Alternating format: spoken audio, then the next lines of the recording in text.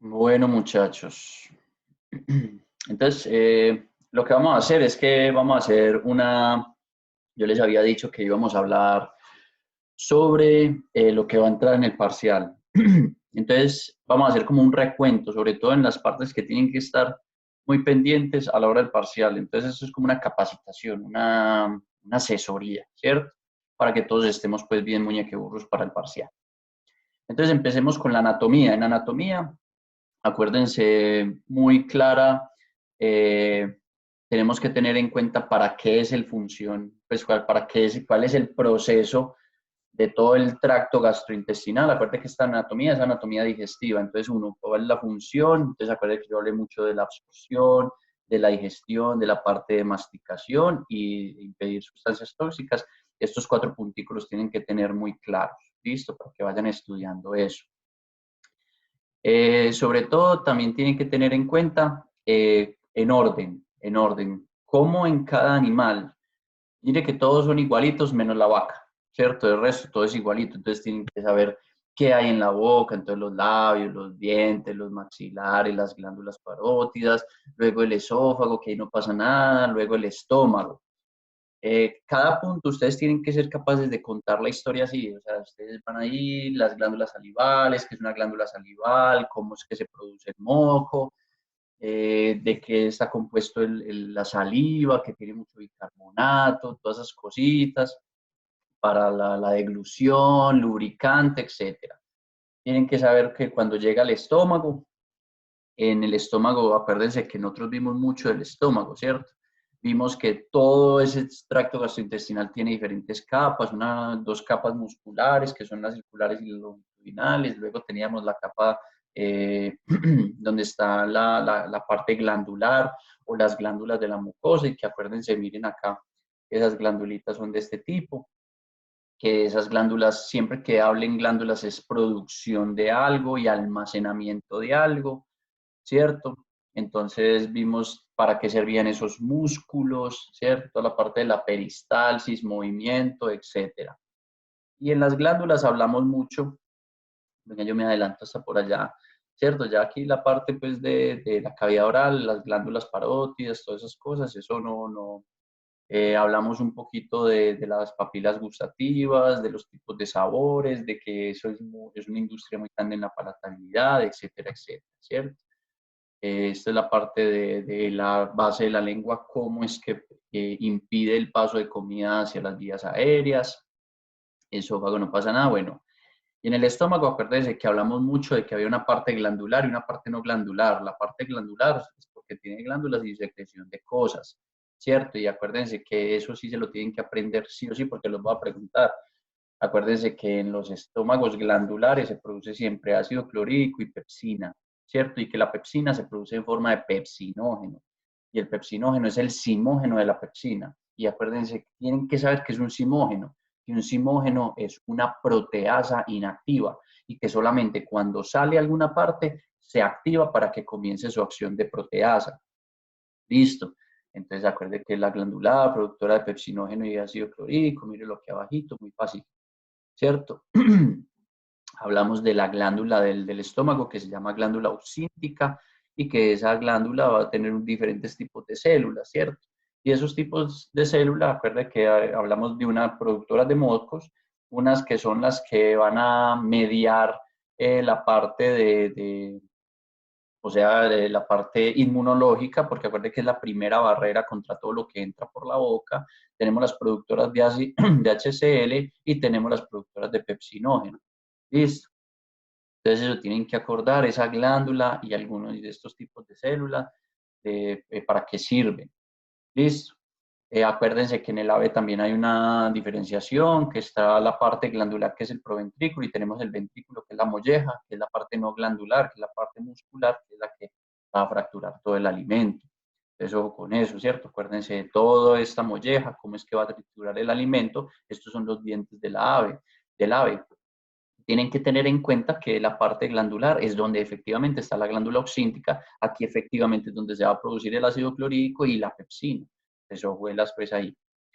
Listo. Acuérdense de panza, bonete, librillo, cuajar o rumen, retículo, maso y abomaso. clarísimo lo tienen que tener. El abomaso es el estómago glandular, o sea, donde se produce HCl y pepsina va a ser en el abomaso, ¿cierto?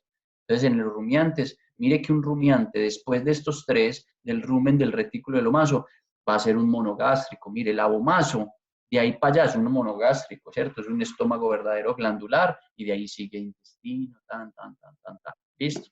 Acuérdense que en el rumen es una cámara de fermentación, es la principal, donde se degrada la fibra, viven bacterias, hongos y protozoarios y todos viven en una simbiosis que van consumiendo el alimento y etcétera, etcétera. Entonces, ojo con eso.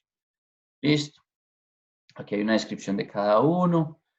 Entonces, todo esto lo leen si me dan el favor.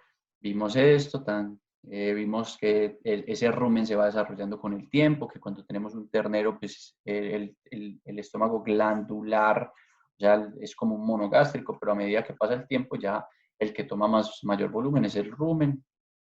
Listo. Bueno, entonces ahí acuérdense, tienen que tenerla muy clara, cómo es la producción de ácido clorhídrico. Eso ahorita lo vamos a ver en la endocrinología, pero ahí en estómago tienen que contar la historia, qué pasa en un estómago. En otras palabras, ustedes lo que deben saber es que ustedes pueden coger cualquier animal. Cojamos un ave y ustedes tienen que saber qué pasa desde la boca hasta el recto. ¿Y qué pasa fisiológicamente con lo que vimos? Entonces usted llega a las glándulas salivares, llega al estómago, estómago glandular. ¿Qué hace el estómago glandular? Va a encargarse principalmente, como vimos en endocrinología, de la degradación, desnaturalización de las proteínas, y empieza a romper las proteínas a través de la pepsina. Entonces ustedes tienen que explicar eso. ¿Y cómo se produce el ácido clorhídrico? Entonces el agua, el CO2, el ácido carbónico, se separa por la anhidrasa carbónica, me queda hidrogeniones y me queda bicarbonato. Ese bicarbonato se va al torrente sanguíneo generando la marea alcalina y el hidrógeno se va para la luz estomacal a juntarse con el cloro para formar HCl. Ahorita vemos una grafiquita de esa, pero ustedes tienen que contar esa historia, ¿cierto? Tienen que contar esa historia muy clara. Entonces llega al proventrículo, ese proventrículo hace todo lo que acabamos de hablar y luego llega a la molleja o al ventrículo, y en ese ventrículo se va a hacer el macerado y revolver todo ese ácido clorhídrico con el alimento y eso va a desnaturalizar la proteína para pasar luego al intestino delgado. En el intestino delgado, ahí sí me tienen que explicar todo también. El intestino delgado, acuérdese que, mire, está lleno de todas estas eh, vellosidades intestinales. Ojo con eso, esas vellosidades intestinales, acuérdense que son los que hacen el área de absorción. Y en ese área de absorción ustedes ya sí tienen que explicar ahí todo. Uno, miren, empiecen a asociar temas. Uno, cuando entra el intestino el ácido clorhídrico, pues quemaría el intestino. Entonces, ¿qué hormona se va a secretar ahí? ¿Cierto? Que se llama la secretina. ¿Y para qué sirve la secretina?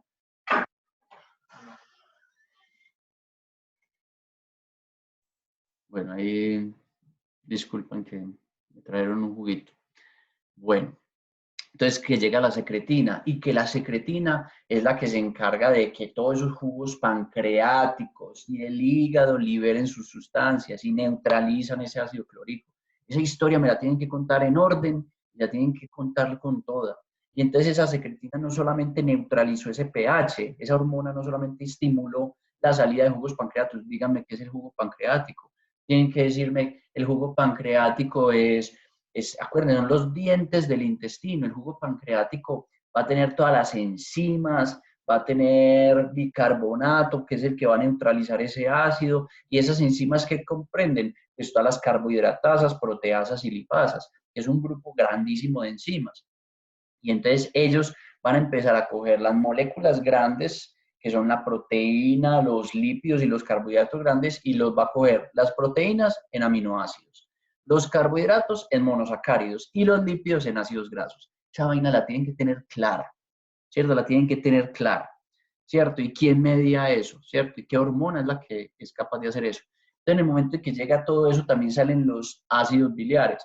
Eso lo vamos a ver en lípidos, pero los ácidos biliares tienen que saber que también salen ahí por el mismo canal donde salen los jugos pancreáticos, salen los ácidos biliares. ¿Y dónde se producen los ácidos biliares? Pues en la bilis. ¿Y dónde queda la bilis? En el hígado. Y ahí hay una diferencia que acuérdense que los equinos no tienen vesícula biliar, que la vesícula biliar es la que mantiene toda esa bilis ahí. Entonces es muy bueno en otros animales porque en el momento en que usted come, pues se libera un chorro grande de eso. Y eso hace que haya una buena emulsificación de las grasas que veremos después. Pero en los equinos el problema es que se va liberando de a poquitos, ¿cierto? Entonces ellos son menos tolerantes, por ejemplo, a las grasas que los otros animales. Entonces uno tiene que tener cuidado con eso. Listo. Entonces, miren, aquí en intestino vimos las microvellosidades, el área de absorción, vimos también las glándulas que hay ahí, ¿cierto? Miramos varias diferencias entre los tamaños, que el intestino es muy largo, que tiene 3 porciones, entonces cuál es el duodeno, dónde es la primera asa duodenal, quién se aloja ahí, el páncreas, luego, ¿cierto? Yeyuno, ilion, etcétera, etcétera. Entonces tienen que tener eso claro. Listo. Estos son algunas capacidades de todo el sistema digestivo, etcétera, etcétera. Listo. Acuérdense que en el intestino grueso nosotros solamente hablamos de que el ciego del equino es un equivalente al rumen, pero tienen que meterse una cosa a la cabeza. Es muy diferente, a pesar de que es una cámara fermentativa, el ciego de un equino es una cámara fermentativa. Esa cámara fermentativa está en un lugar completamente diferente que en una vaca. Es decir, el primer paso del alimento en una vaca es el rumen, es su cámara fermentativa y está por aquí, es que apenas comenzando. Entonces las vacas son muy eficientes porque desde que entra el pasto, lo primero que pasa es que se fermenta y las bacterias comen de él y van liberando nutrientes y esos gases que producen ese rumen los va a aprovechar la vaca. Y luego que estuvo muy degradado, nada más espectacular que pasa al estómago verdadero. Y el estómago verdadero pasa lo mismo que un monogástrico, lo desnaturaliza, coge todos esos nutrientes, llega al intestino, se absorbe. Es que es espectacular, ¿cierto? Una vaca es muy eficaz porque tiene una fermentación previa y luego un monogástrico. Pero ojo que los equinos no. Los equinos tienen una ventaja que tiene una fermentación del pasto, pero eso es por allá abajo en el recto, ¿cierto? Mire, es el intestino grueso. Entonces él es un monogástrico donde aprovechó igual que si fuera un cerdo. Es decir, él come pasto y el pasto no le pasa nada en el esófago, no le pasa nada, bueno, un poquito en el estómago, llega al intestino y no le pasa nada. O sea que el pasto que ellos comieron no se aprovechó. ¿Dónde se vino a aprovechar? Cuando llega el ciego. Y el problema es que no tiene, mire que no hay intestino después del ciego. Entonces lo único que va a aprovechar el equino son los gases. Acuerde, ácido acético, propiónico, butírico, amonio, que son los gases que se producen por la fermentación. Pero mire que eso está al final. Entonces, lo que sale del ciego, por ejemplo, cogió un pasto muy bueno y lo fermentó y toda esa proteína que sale, pues sale por el recto y no se va a aprovechar para el animal. Los equinos evolutivamente no son animales eficientes, son animales ineficientes, por eso es que hay que darles concentrado. Por eso cuando viven solo del pasto quedan muy corticos. Usted los ve bonitos, pero póngalos a hacer cualquier ejercicio y mismo ponen flacos. Usted tiene que darle concentrado a sus animales por la exigencia que tienen, porque tienen ese ciego es al final y no al principio. Ojo con eso. Listo. Y ya vimos eso y ahí está. Entonces, por ese lado, eso es lo que vamos a tener en cuenta en la anatomía. Luego abramos por aquí. Hormonas. En hormonas, ojuelas con esto. Estas hormonas también tienen que unir la anatomía con lo de hormonas y me lo tienen que poner en la misma historia, porque mira que es una historia cronológica y se le muestra en esta imagen. Esta ave, por ejemplo, tiene un buche, mire el pH, es un pH de 5,5, luego se vuelve muy ácido por el ácido clorhídrico a nivel de proventrículo y molleja, y miren inmediatamente aquí cómo cambia por culpa de quién, de la secretina, y mire la primera asa duodenal. ¿Quién está aquí? El páncreas, y el páncreas es el que se encarga de liberar aquí para que no se nos queme el intestino. Y mire cómo cambia de 2 a 3,5 de pH, ahí mismo baja 5, y por aquí ya está 6,5, y por aquí 7,5, y ya por aquí ya va cambiando mucho el pH. Y todos esos cambios van a ser, mírenlos acá, aquí tienen los pHs por si tienen curiosidad, van a ser mediados principalmente por las hormonas, ¿cierto? Entonces aquí yo necesito que ustedes, uno, vean, conozcan la barrera de moco y bicarbonato que se hace en el estómago. que yo les expliqué esto muy bien. Yo les dije, vea, este moco es muy simple. Aquí se produce unas proteínas y que son el moco y un bicarbonato que lo que hace es separar de la pared estomacal todo el pH. Entonces, mire, aquí hay un pH de 2 del jugo gástrico y aquí está como el tejido tal del estómago. Si este moco no existe, pues se nos quema y es lo que pasa con las úlceras gástricas.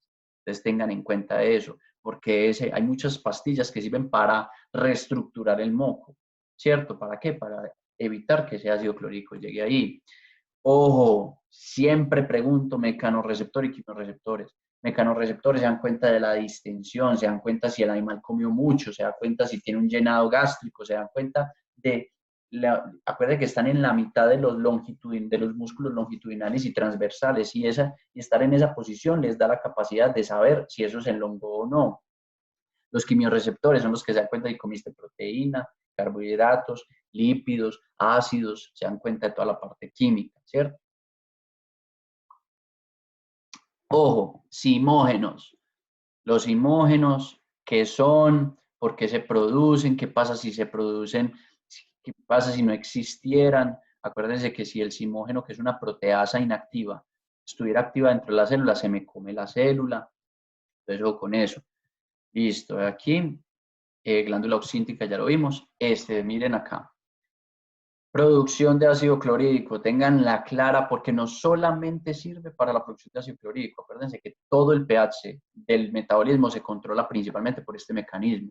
Entonces, miren, ustedes tienen agua más CO2, cuando ellos dos se ven y forman ácido carbónico, y ese ácido carbónico, si está en presencia de la anhidrasa carbónica, que es la enzima, ese ácido carbónico se va a separar en dos partes diferentes que en agua y en CO2, se va a separar en bicarbonato e hidrogeniones. El bicarbonato va para la sangre y los hidrogeniones para la luz estomacal y se juntan con el cloro formando HCl. ¿Sí o no? Y los que van para la sangre forman la marea alcalina, que es uno de los mecanismos por el cual sentimos letargo o pereza o sueño o somnolencia después de que consumimos, ¿cierto?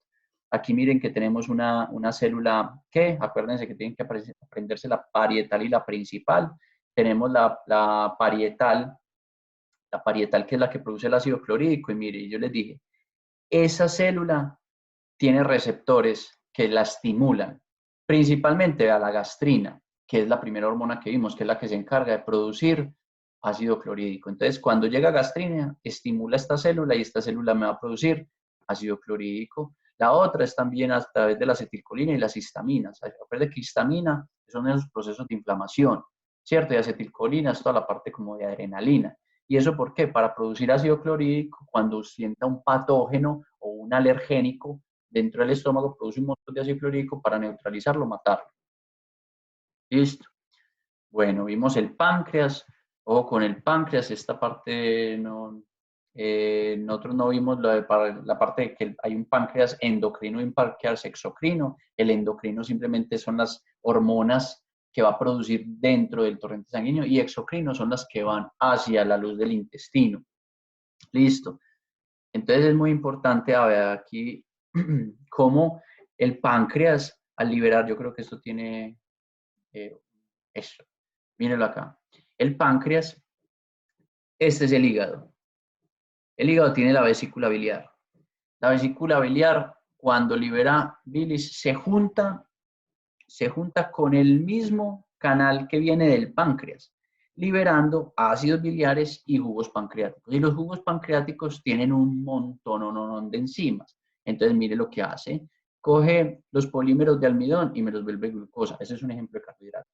Coge las proteínas con todos sus aminoácidos y me los separa. Y coge los ácidos grasos y me los separa en ácidos grasos y una cosa que llama no glicerol, ¿cierto? Entonces eso, pero eso lo veremos en lípidos. Listo, entonces tengan en cuenta eso. Estos son los islotes de Langerhans, nosotros vimos un poquitico de eso, pero no le pusimos mucha atención. Pero esto. Entonces empezamos con las hormonas. Hagan un cuadro de resumen, les recomiendo, donde coloquen la hormona, donde actúa principalmente, pues, pero en sector, no me digan en la célula G, eso se nos olvida y eso no sirve para nada. O bueno, para los que se vayan a estudiar eso a profundidad, sí. Y de ahí tienen que poner es dónde actúa. Entonces, por ejemplo, la gastrina principalmente en el estómago, que hace producción de ácido clorhídrico, y cuando llega a 2,5 o a 2,5 de pH, ahí mismo frena, es una retroalimentación negativa. Entonces, ojo con eso. Entonces, la gastrina, funciones fisiológicas, miren todas las que son. Listo, secretina lo mismo, neutraliza en el intestino, es la que me dice libere jugos pancreáticos y ácidos biliares. ¡Pum! ¿Cierto? Mire todas las acciones fisiológicas, me las leen, por favor. Motilina, movimiento, peristalsis, revolver, coger todas esas enzimas que liberó el jugo pancreático y me las revuelve con el alimento. ¿Dónde ocurre? En el intestino. ¿Dónde va a ser específicamente? En todo el tracto gastrointestinal, pero se libera principalmente cuando está en el intestino. ¿Cómo se estimula? ¿Cierto? ¿Cómo se estimula? Por ejemplo, cuando llega el ácido, ¿cierto? Todas esas cosas las tienen que leer. Funciones fisiológicas, etc. Colecistoquinina, entonces en colecistoquinina van a hacer toda la parte de saciedad a corto plazo, ¿cierto? Saciedad a corto plazo. ¿Qué va a hacer? Le va a decir, inhibas el consumo de carbohidratos, proteínas, lípidos, ¿cierto? Entonces, ¿para qué sirve? Fíjense esto. Somatostatina, terminamos el proceso, es la que inhibe todo, ¿cierto? Entonces, ¿qué va a hacer? Inhibe secreción de saliva, inhibe secreción de saliva, inhibe crecimiento, entonces esta tiene que ser por allá al final, cuando ya lleva un periodo de tiempo consumiendo pues, el animal. Listo. GH-relina, GH es de growth hormone o hormona del crecimiento, entonces es mucho, va a estimular mucho el crecimiento, se da en animales jóvenes, ¿cierto? Entonces tiene un efecto estimulador de la ingesta, porque necesitan nutrientes para el anabolismo de los diferentes procesos, pues, de los diferentes sistemas, entonces va a estar más ligado pues a la parte de los animales pequeños. ¿Listo? Luego vimos insulina y glucagón, esto se me lo aprenden de pe a pa.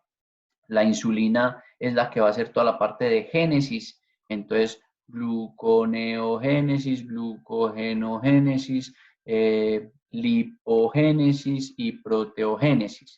¿Por qué? Porque la insulina es la que ocurre en el momento en que comemos. ¿Para qué? Para estimular a la célula la entrada de glucosa, y no solamente eso, sino que le dice a la célula, produzca tejido, almacene tejido, todo lo que sea génesis.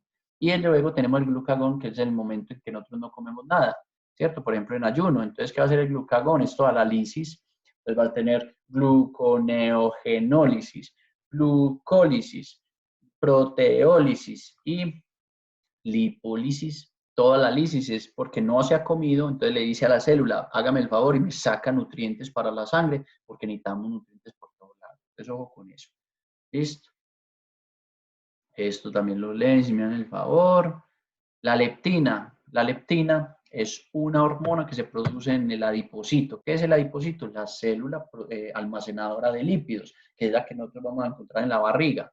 Entonces la leptina, en el momento en que el adipocito se va llenando y se va llenando y se va llenando, ese adipocito le empieza a liberar leptina. Y la leptina es saciedad a largo plazo, diferente a la colecistoquinina, que es a corto plazo. Entonces la leptina va a ir al centro de la saciedad y le va a decir, pare de comer.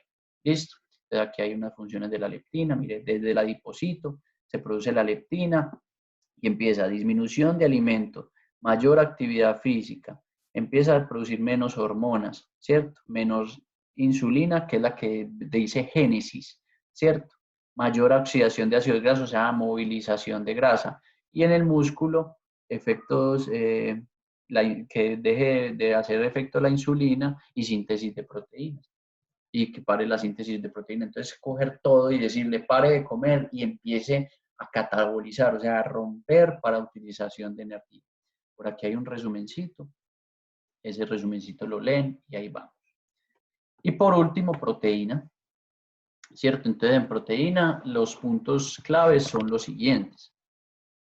Ustedes tienen que tener, esto es glosario, por aquí tengo un tin. Acuérdense de las proteínas que hay unas primarias, secundarias, terciarias y cuaternarias. Acuérdense que las primarias van en orden, las que son muy fácil de degradación. Estas incluso están las enzimas, están algunas hormonas peptídicas y eso es que eso se separa y eso se acaba en 2 segundos, ¿cierto? Son tan pequeñas que se desnaturalizan muy fácil. Luego vamos a tener estas o las globulinas que son de alta digestibilidad. Entonces a los animales nosotros preferimos darle 2 y 3, ¿cierto? Que son las que van a ser más aprovechables por el animal. Y las cuaternarias van a ser mucho de protección, ¿cierto? Entonces ahí vamos a encontrar uña, pelo, etc. Listo, esto lo leen. Entonces miren que dependiendo de su complejidad, pues van a ser diferentes. Las estructurales son las cuaternarias que forman colágeno y elastina. ¿Y la elastina dónde está? Está en la piel. Entonces son puras de protección. Hay unas que son funcionales, que son, por ejemplo, la miosina, ¿cierto? Actina y miosina, que son las dos de la contracción muscular. Ustedes ya vieron eso. Y la hemoglobina, que es la que transporta el oxígeno. Protectoras también van a estar bien parecidas a las estructurales, sino que estas estructurales van a ser, como decir, el cartílago, etcétera. Pero las protectoras ya son las de queratina, pelo, uñas, que acuérdense que tanto las estructurales como las protectoras tienen mucha metionina y cisteína porque forman puentes disulfuro. Y las catalíticas, que son las enzimas. Acuérdense de la producción, ¿cierto? No, lo único que necesito es que ustedes acuérdense que una tripleta codifica para un aminoácido. Y eso es absurdamente importante porque en el momento en que se está haciendo una proteína por parte del ribosoma y nos hace falta un aminoácido limitante, se para la producción. Entonces ahí es que va a repercutir en el billete, en la cachirula. ¿Listo? Miren que forman diferentes puentes. Hay unos puentes disulfuro que son estos rojitos, hay unos puentes de nitrógeno, hay una atracción entre nitrógenos, hay interacciones entre los fosfatos también, entre los grupos polares, también en puentes de hidrógeno, y eso hace que la conformación de las proteínas tengan figuras, y figuras que son funcionales para algo, ¿cierto? Entonces miren que aquí hay un montón de figuras. Bueno. Acuérdense que tienen que saber muy bien, acuérdense que nitrógeno por 6,25 es proteína. Entonces acuérdense que si yo les coloco algo de la urea que tiene 46 de nitrógeno, entonces se multiplican por 6,25, le da 287,5 gramos de proteína. O sea que 100 gramos de urea dan 287,5 gramos de proteína. Acuérdense que los aminoácidos son todos igualitos en esta parte azul, ¿cierto? Y que lo que diferencia un aminoácido del otro es el radical. Eso es muy importante. Acuérdense los no esenciales, que aquí tenemos los 3 globitos pegados de una S a una batería AAA. Entonces aquí tenemos eso. Con eso nos lo aprendemos fácil. ¿Listo? Acuérdense los aminoácidos limitantes. Eso es clave, clave, clave que lo tengan. Que es un aminoácido limitante y los 3 factores de que es porque un aminoácido es limitante, ¿cierto? Debe ser esencial, el alimento lo tiene en bajas concentraciones y el animal lo requiere en altas cantidades. Esos 3 se juntan y forman un aminoácido limitante. Acuérdense que un aminoácido está compuesto por un grupo carboxilo y por un grupo amino y un radical. Pero también lo podemos separar por otro lado, que es la cadena carbonada, que es toda esta vez, pero yo por aquí tengo esta, toda la cadena carbonada, que es esta, ¿cierto? Y esa cadena carbonada también se llama un cetoácido. ¿Listo? Un alfa-cetoácido. Y ese alfa-cetoácido es el que tiene la energía, es decir, se puede utilizar en forma de energía. En cambio, este grupo amino es tóxico. Acuérdense de eso muy bien, ellos lo repasan bastante. ¿Listo? Transaminación, acuérdense de la transaminación. La transaminación es clave. Que la transaminación se da por la piridoxalfosfato, que es la enzima, y acuérdense también que la transaminación es transar el grupo amino, entonces para transar un amino, para que haya una transaminación tiene que haber un aminoácido y un cetoácido, porque este cetoácido es el que recibe el grupo amino y en el momento en que lo recibe, el otro se convierte en su cetoácido. ¿Listo? Bueno, aquí hay unos ejemplos, ya ustedes saben, los repasan muy bien. Acuérdense muy bien de que la alanina, el cetoácido del piruvato, aspartato, oxalacetato y glutamato alfa-cetoglutarato. Eso ya lo vimos y se lo tienen que acordar muy bien. ¿Listo?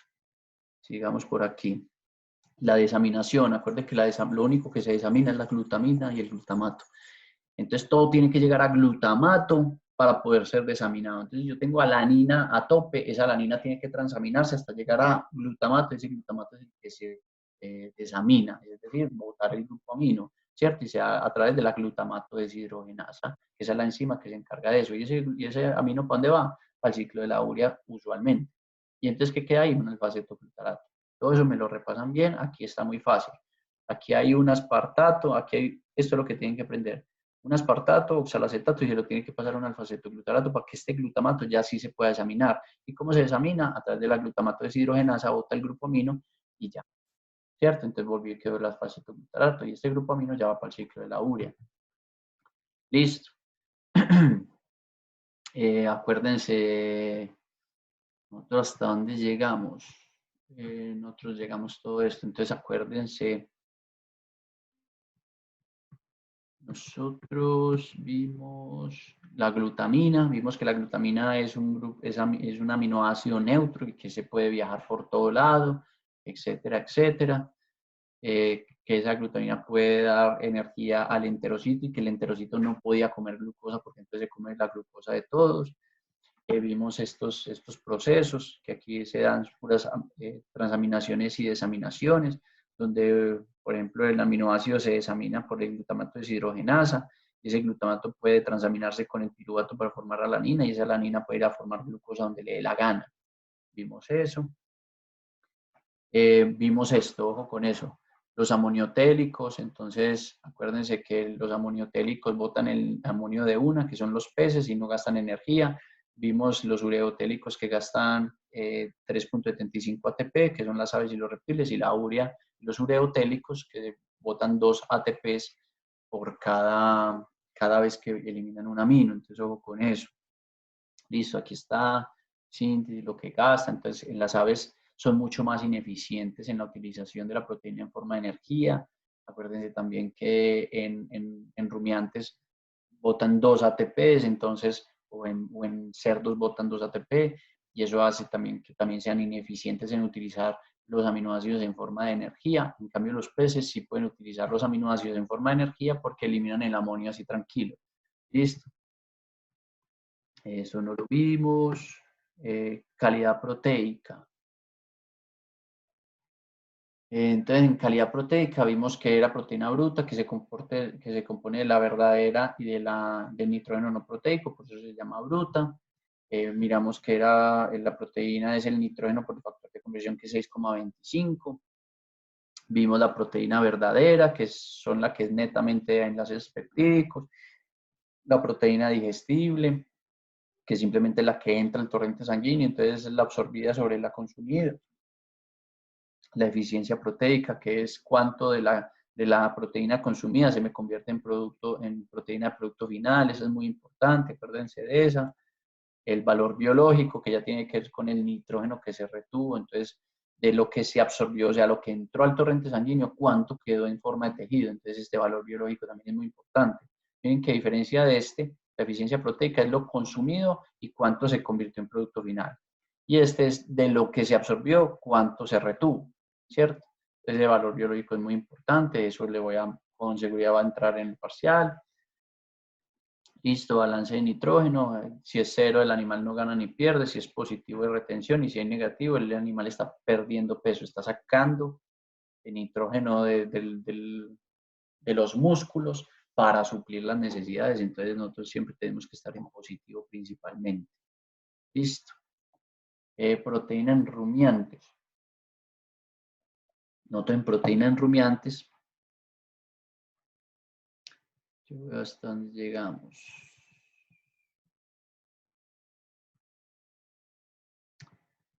En proteína en rumiantes también vimos, hagamos una cosa mejor, el examen ya está muy carnudo, dejemos proteína de rumiantes para el otro, listo, métanle muy bien hasta aquí, hasta balance de nitrógeno, todo lo que he hablado, hasta balance de nitrógeno, y dejemos proteína de rumiantes para el otro, listo, entonces este videito es para que se acuerden como lo que más tenemos que resaltar, lo que tenemos que estudiar.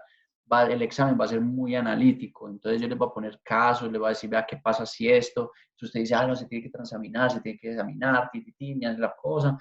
Entonces, como el examen no va a ser por Moodle, sino que ustedes van a tener 2 horas para responderlos en sus casas, tienen todos los anotes, tienen todo lo que necesiten, pues todos los apuntes, entonces va a ser muy analítico, ¿cierto? Cada persona con seguridad me va a entregar un parcial totalmente diferente. Pero no se trata de que, acuérdense que no se trata de la nota, se trata de que ustedes de verdad aprendan estas vainas, que esto es muy importante. Y más que todo, ya cuando nos metimos en proteína, ahí está el billete, ahí es de lo que habla todo el mundo en el mundo. Entonces, ojo con eso. Listo. Entonces, así quedamos.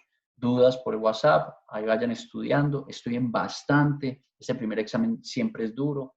El segundo también es muy cañañudo. Entonces, nutrición 1 hay que estudiar bastante. Entonces, ojo pues, bien juiciosos y nos vemos pues.